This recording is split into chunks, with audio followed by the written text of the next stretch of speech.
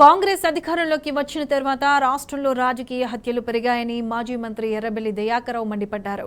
వరంగల్ జిల్లా రాయపర్తి మండలం బురాన్పల్లిలో మాజీ సర్పంచ్ సూదుల దేవేందర్ను హత్య చేసిన వారిని కఠినంగా శిక్షించాలని డిమాండ్ చేశారు. దేవేందర్ పార్థివ దేహానికి నివాళి అర్పించి ఆయన కుటుంబ సభ్యులను పరామర్శించారు.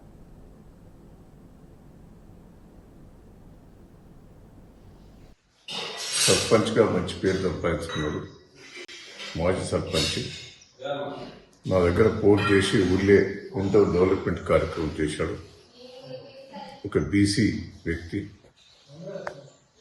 అతనికి ప్రయత్నం చేస్తే పోలీసులు చెప్పి నేనే హత్యా ప్రయత్నం చేస్తే పోలీసులను పెట్టి పార్టీ చేయడం జరిగింది. అతని మంచి వ్యక్తి, కానీ పిల్లలు కూడా మంచిగా చదువుకున్నారు. చాలా సిన్సియర్ కార్యకర్త. అసలు వ్యక్తిని కాంగ్రెస్ పార్టీ గ్రామ అధ్యక్షుడు ఇంకా ముఖ్య నాయకులు కలిసి చంపడం జరిగింది. దీన్ని చాలా బాధాకరమైన విషయం. గత ప్రభుత్వాలలో తేడా చూడాలి.